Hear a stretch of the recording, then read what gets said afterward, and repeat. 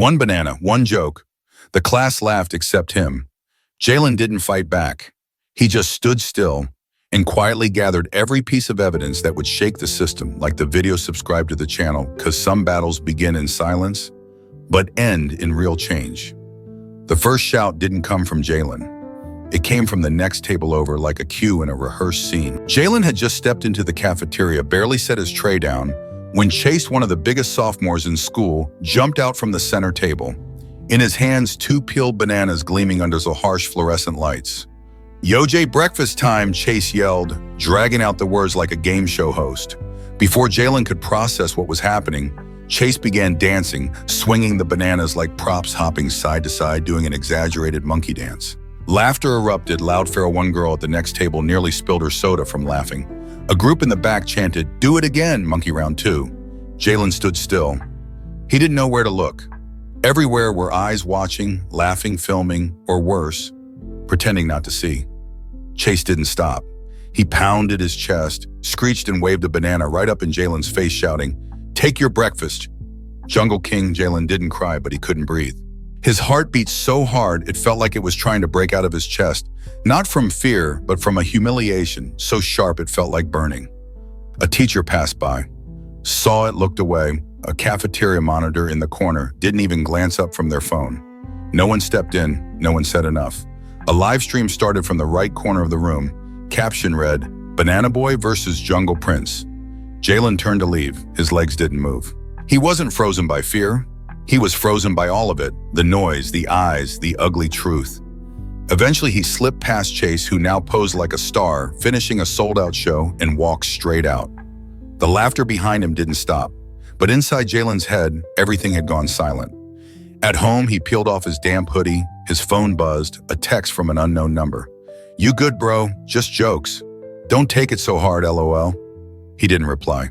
He opened his laptop, made a new folder. Evidence, the first line in the Word doc he typed that night. "If I don't keep a record, no one will believe this really happened." The next morning, Jaylen arrived early. Not because he liked school, but because he wanted to avoid the stares when walking into class. He sat in the back row by the window, headphones on. No music, just a signal. "Leave me alone." But silence didn't stop at whispers. "There's Banana Boy."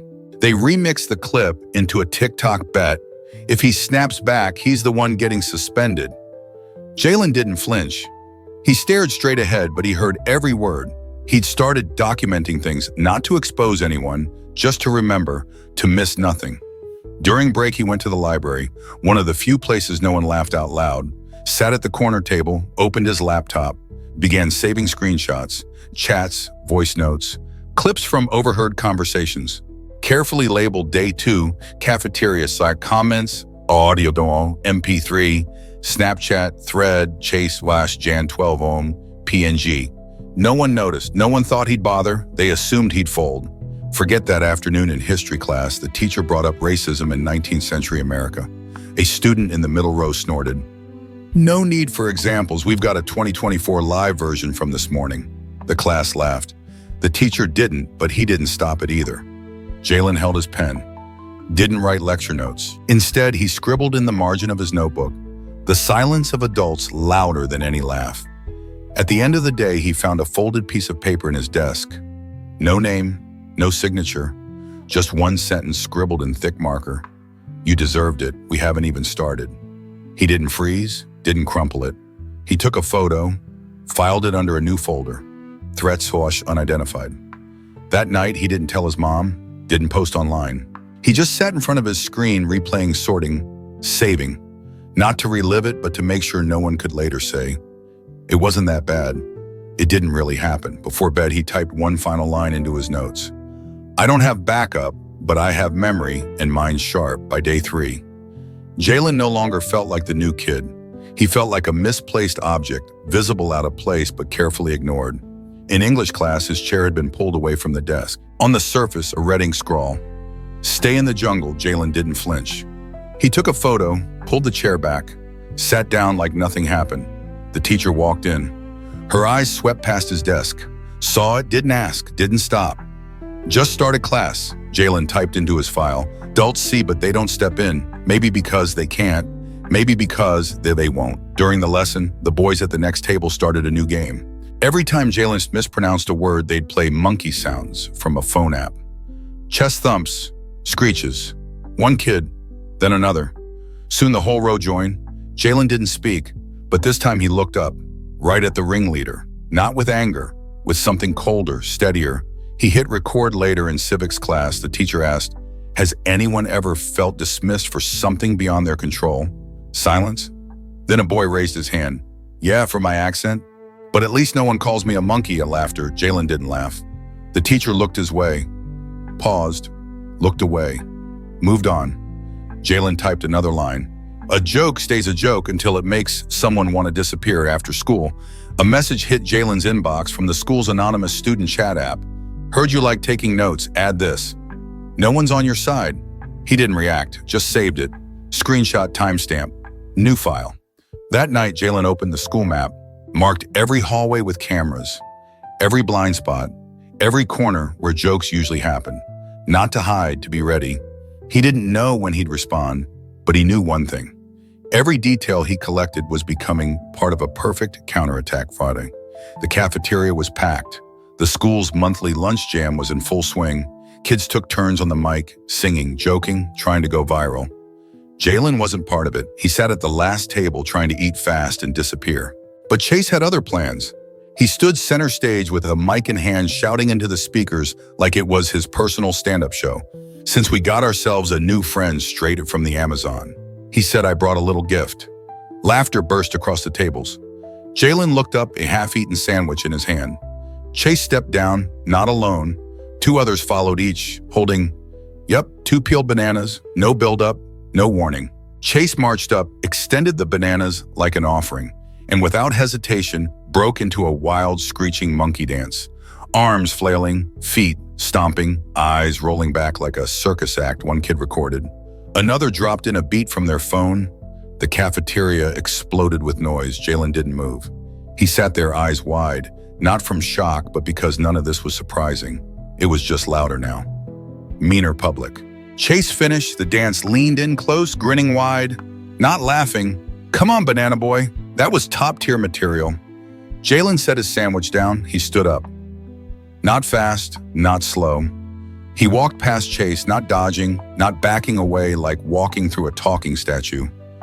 No one stopped him, but no one laughed anymore either, because he didn't bow his head, he didn't curl up, he didn't even blink, and somehow that froze the room more than anything. Out in the hallway, Jaylen pulled out his phone, hit record, spoke into the mic.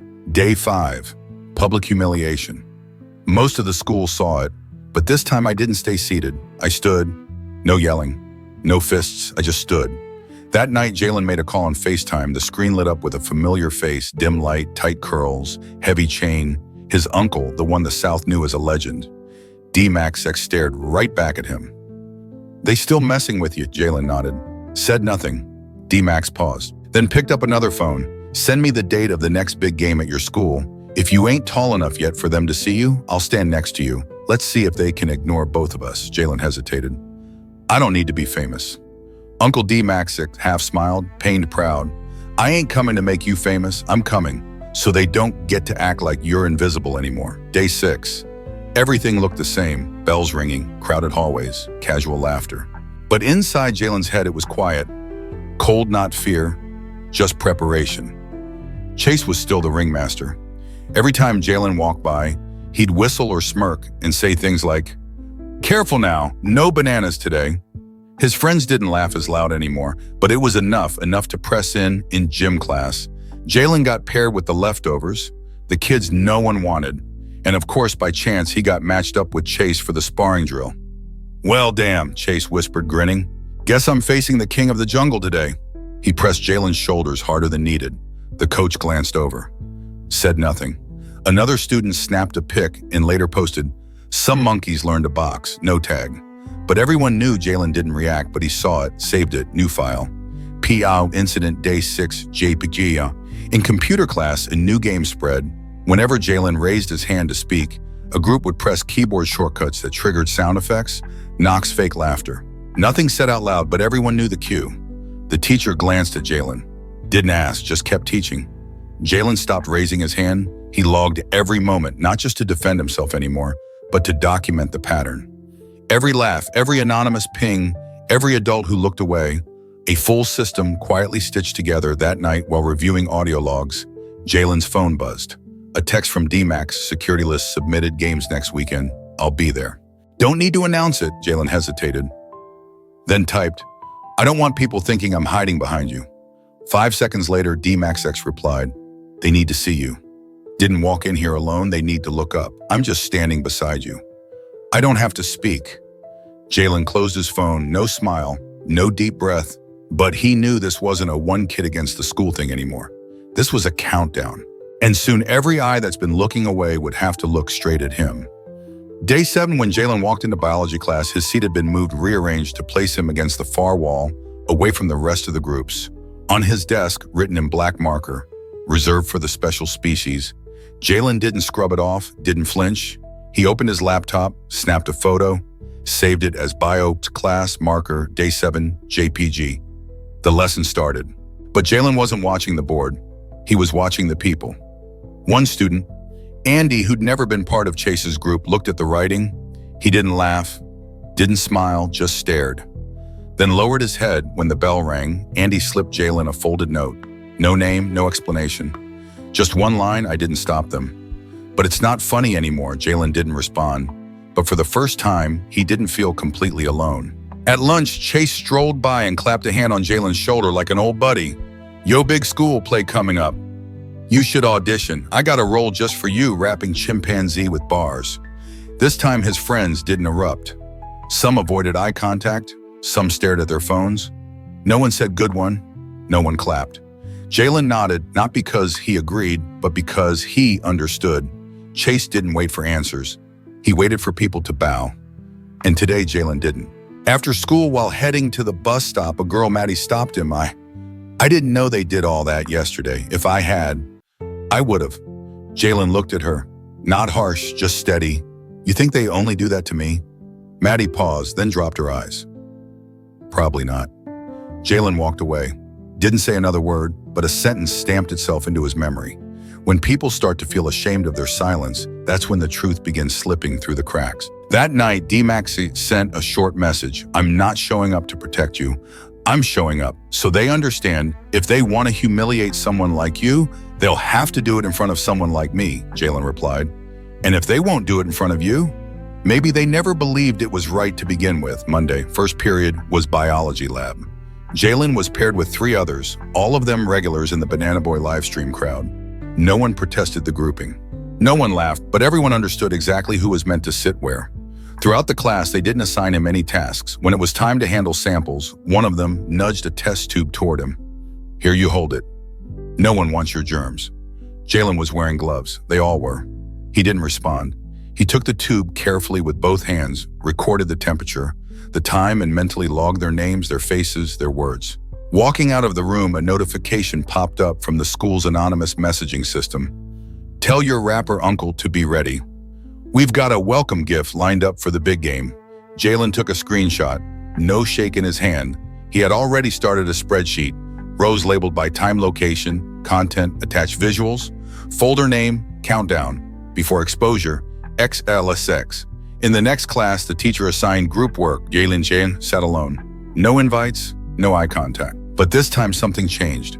A girl from the back, small frame, curly hair, quietly dropped a folded note onto his desk as she passed. No words, no pause. Inside the handwriting read, not everyone saw it, but someone did. I didn't laugh. I don't know if I'll be brave, but I didn't laugh. Jaylen folded it, slipped it into his pocket. And for the first time in 2 weeks, the silence around him didn't feel entirely empty. At lunch, Chase swaggered up to his table and grinned. Heard the top gorilla rapper is visiting next week. You planning to live stream the concert, or should we call the local news? The crowd laughed less than usual. One kid behind Chase stared at his shoes, another quietly turned away. Jaylen didn't reply, but this time he raised his phone, held it up between them, not recording, just holding, and stared. Chase froze for 1 seconds, not from fear but confusion. He wasn't used to being looked at like that. Unmoved, unbothered, all look who just discovered the camera. Chase muttered, then walked off. That night, Jaylen opened his voice recorder. Set the timer. Log the moment. Chase paused for 16 seconds when I looked back. First crack noted. Beginning the sequence. He wasn't fighting with fists, wasn't crying out for justice. He was mapping the battlefield and building the cleanest, coldest counterattack they'd never see coming. Wednesday. A light rain fell.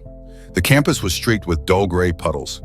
Jaylen sat alone outside the back corner of the library, laptop open. His note files were no longer just scattered evidence.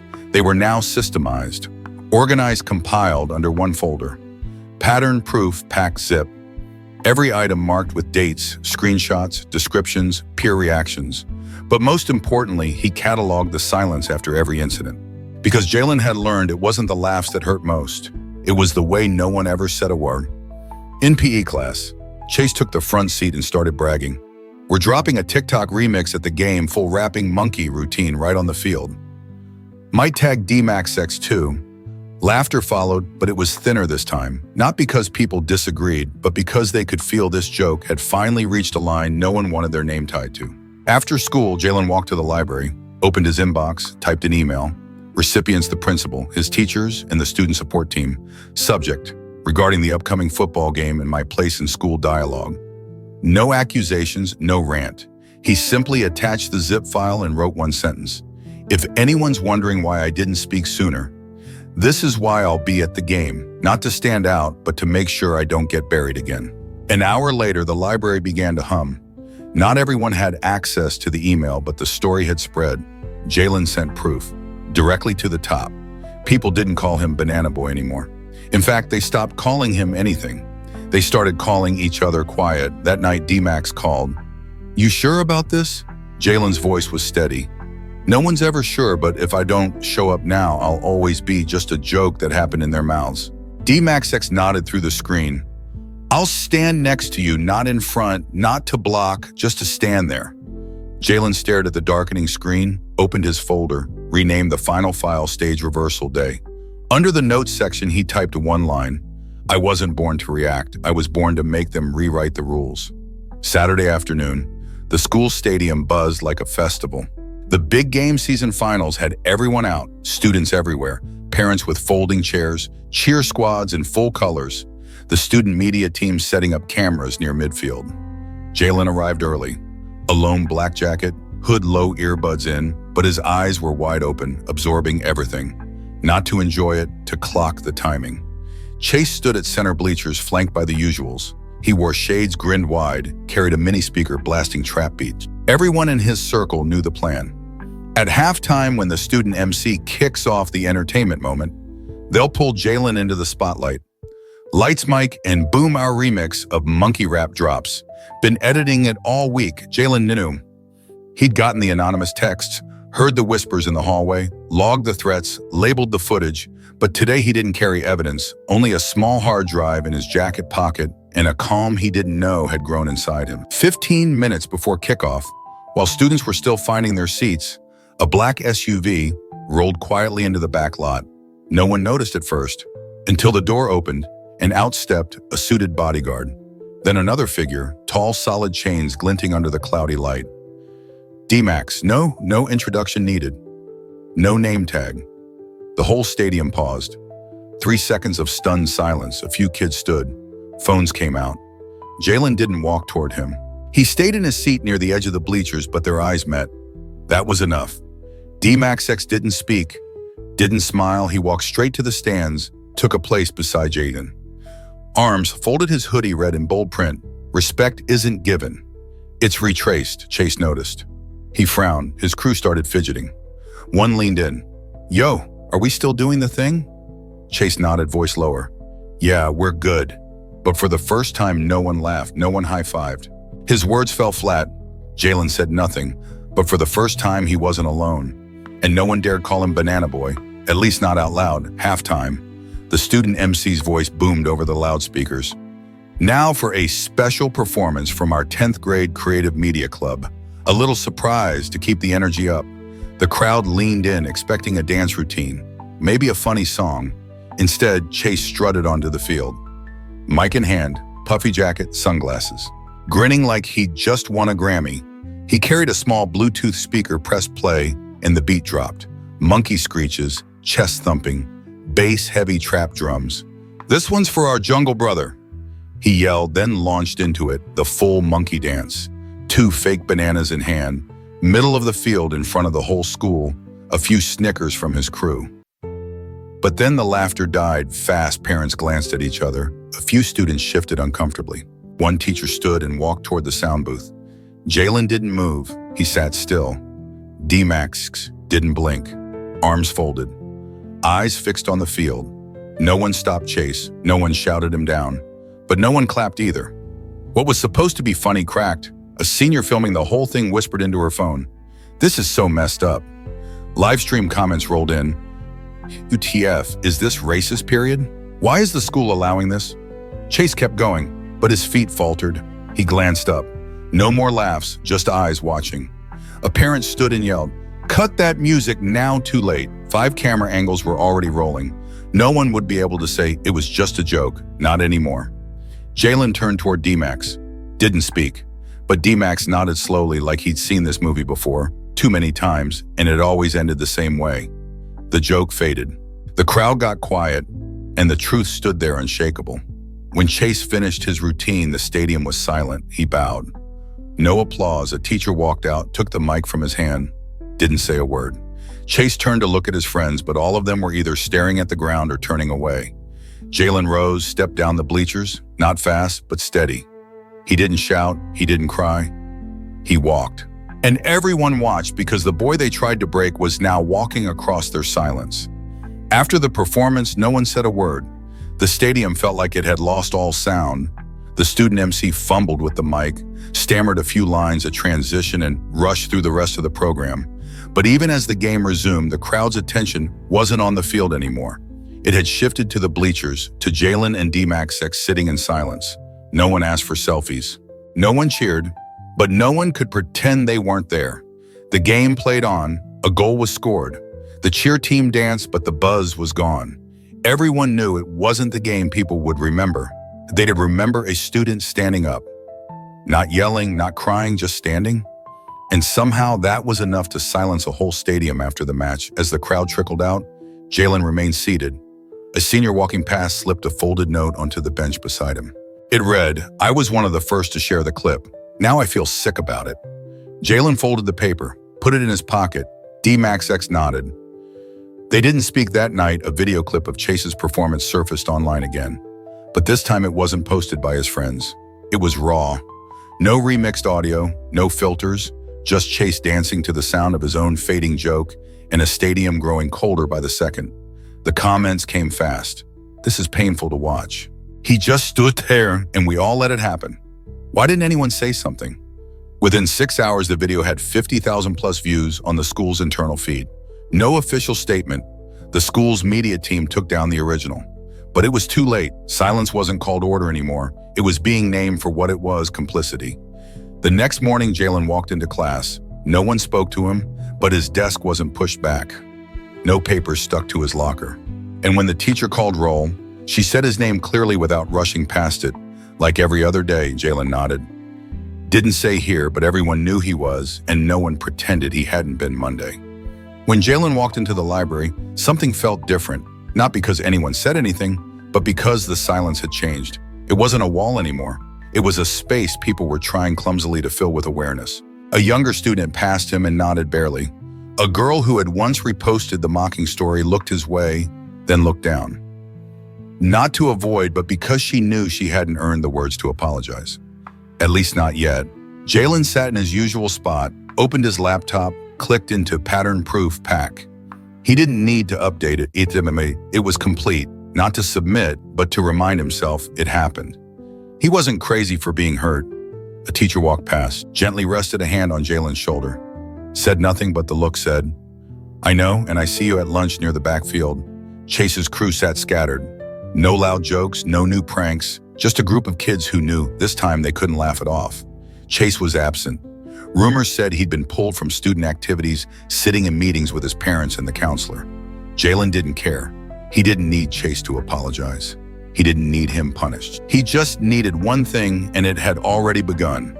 People had stopped using laughter to excuse cruelty. That night, Jaylen opened his laptop, stared at a blank line on the screen, typed, "No one needs it to pay for me." I just need someone to stop laughing. He didn't type anything else, but for the first time in weeks, he felt something settle inside him. Not because he'd won, but because finally the truth stood beside him, uncut, unnamed, and without one more banana thrown in its face. On Thursday morning, the Student Support Committee's inbox received an email from a sender no one expected. Jaylen K. at Westhill, School Org. The subject line read, "I'd like to tell the story again." Uncut, the email wasn't long. No dramatic statements, no anger, no apologies. Attached to it was a 6-page document titled in all caps, "What Really Happened." No filters, no laugh tracks. Inside, Jaylen laid out a timeline. Not just a sequence of dates, but an honest reconstruction of how everything unfolded. The jokes, the hallway stunts, the silences, the times the adults saw it and looked away. The times the kids laughed louder because no one told them not to. He didn't name names, but he also didn't skip a single detail. He described the moments plainly, what was said, what wasn't, who flinched, and who didn't blink. He didn't exaggerate, but he didn't soften it either. The last paragraph hit the hardest. It simply read, "I'm not asking for anyone to be expelled. I don't want public apologies or statements. I just want one thing, that when someone asks, 'Did that really happen?' no one gets to say, 'It probably wasn't that bad.'" The student committee read it. Word spread fast, but not through gossip. Within 24 hours, they sent a reply. "We would like your permission to share this document at this month's student forum. You are welcome to attend or to read a portion aloud." "If you choose," Jaylen didn't hesitate. He said yes. Not because he craved attention, not because he needed to feel heard, but because he understood. If he didn't say it himself, someone else would retell the story later. Easier to digest, easier to ignore. That weekend, a new announcement appeared on the school's main bulletin board. Big white letters against a navy background. "This month's student forum memory documentation and the things we don't like to talk about," beneath it in smaller print. Guest speaker Jaylen K. Participating with full personal consent. Students paused. Looked, some blinked twice. A sophomore leaned over to ask Jaylen, "Is that the banana boy kid?" The friend beside them replied, voice quiet, "No." Jaylen's the one finally telling his story. The real version. There was no campaign, no posters, no announcement video with background music, just a name and a sentence. But that was all it took. Not everyone knew what was coming, but most of them, for the first time, were getting ready to listen. Not to a viral clip, not to whispers, not to jokes, but to the original voice of the person they all thought they knew. Jaylen didn't rehearse. He didn't write a speech. He just reread his 6 pages again and again. Not to memorize them, but to remember why he wrote them in the first place. Not to prove anything, but to say, "I was there, I saw it, I lived it, and I get to say what it meant." Not you. And in that moment, before the forum, before the mic, before the nodding heads, Jaylen realized something deeper than catharsis. This wasn't just about speaking up. This was about taking back authorship. The student forum was held on Friday afternoon in the school's main auditorium on the 2nd floor, a space usually reserved for year-end ceremonies or scripted assemblies. But today the seats were full. No one was forced to attend.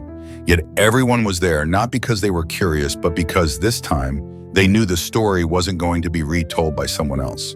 Jaylen walked onto the stage wearing a simple black hoodie and jeans. No logos, no slogans. He carried a neatly printed copy of his 6-page document and placed it quietly on the podium. No one introduced him, no music played, no live stream, just the sharp white overhead lights and hundreds of eyes waiting. He took a breath. He didn't tremble. He didn't pause for dramatic effect. Then he began to read, line by line, exactly as he had written it. No flourishes, no performance. Just the steady, measured voice of someone who had once stood at the edge of being broken, and instead of falling, had chosen to step back. Look clearly and remember, for the first 6 minutes, the auditorium was silent. Not polite silent, not uncomfortable silent, but stunned. A silence thick with tension and clarity. The whispers stopped, phones were muted. Some students forgot to blink because what Jaylen was saying wasn't a call-out. It wasn't even a complaint. It was the truth stripped of euphemisms no longer safe to brush off as typical high school drama. When he reached the part that read, "I don't want anyone expelled. I don't need anyone to speak up for me. I just want this, that if someday someone asks, 'Did that really happen?' no one gets to say, 'It probably wasn't that bad.'" The air inside the room seemed to drop several degrees. And that was it. That was the moment Jaylen truly reclaimed his voice, not by yelling, not by crying, but by saying words so precise and plain they couldn't be denied, debated, or dismissed. When he finished the final page, he didn't bow. He didn't glance around looking for approval. He simply folded the paper, nodded once, and stepped down just as quietly as he had arrived. But in that moment, he was no longer the bullied kid. He was the witness, the author. The only person with the right to write that memory down, for real, and no one, not a teacher, not a peer, not the ones who laughed the loudest, could take that away from him ever again. 2 days after the forum, there were no posts on the school website, no video recap, no hashtags. But that didn't matter because everyone was still talking about Friday afternoon, just not out loud. In history class, when the teacher brought up systemic inequality, a student who had once shared the mocking clip raised his hand. I think systems aren't just laws. They're what happens when everyone sees something wrong and still does nothing. The room went silent. The teacher nodded. She didn't expand. She didn't need to. The real lesson had already been taught without slides, without bullet points, and without filters. It had come from a student no one used to call by his real name. Jaylen didn't speak. He didn't have to. He just took notes quietly for once without someone mimicking his voice or interrupting. A classmate leaned over and whispered, "Are you going to submit that piece to the school paper?" Jaylen answered softly, "I don't need it printed again. I just need people not to forget." The words weren't loud, but they landed like a steel weight on the table. That lunch, something unusual happened. A small group of 10th graders set up a discussion circle in the library. On the table, they taped a note. "It's not about whether it happens. It's about whether we keep standing still." Jaylen walked past. Didn't stop, didn't nod, but one of them met his eyes, not for approval, but for acknowledgement. "You opened the door. Now it's on us to step through." Later that day, the school administration issued a quiet notice, reviewing current anonymous reporting systems and school-wide response protocols for sensitive incidents. No one said it was because of Jaylen. They didn't have to. When truth is spoken clearly enough, systems shift even if no one wants to admit they heard it. That night, Jaylen didn't journal, didn't review old files, he just sat still. And for the first time in weeks, his brain didn't whisper, "Was I just being sensitive?" Because now he didn't need validation that the pain had been real. He had spoken it into the room. And now, piece by piece, the whole school was sitting with its own silence. 1 week after the forum, Jaylen received a message from his former English teacher, the one who taught him his first year, but had remained silent through the worst of it. The message was brief. "Do you have time during lunch today? There's something I'd like to give you." Jaylen replied yes. He didn't expect anything, but when he stepped into her office, she didn't say much. She just handed him a worn leather notebook with a small note tucked inside the front cover. It read, "Sometimes the best thing an adult can do is admit they did nothing." Below it, handwritten, "If you ever want to keep writing, this space is yours." Jaylen accepted it, nodded. He didn't need an apology, but he also didn't need to hold on to resentment, because he knew sometimes when people stop pretending they didn't see it, that's already a big step forward. That same day, a group of seniors hosted an open discussion on the back lawn. No microphones, no stage, just a handwritten sign. "If you once laughed, can you listen now?" There were no name tags, no facilitators. People came, sat down, and spoke if they wanted to. No one said Jaylen's name. Not because they forgot it, but because they all understood this was something they had to own themselves. He didn't need to be a symbol anymore. In the library, a quote Jaylen had once written, "I wasn't born to react. I was born to make them rewrite the rules," had quietly been framed and placed in the student voice section. No big announcement, but everyone knew some words, when spoken at the right moment, don't need to be shouted to stay. They just do.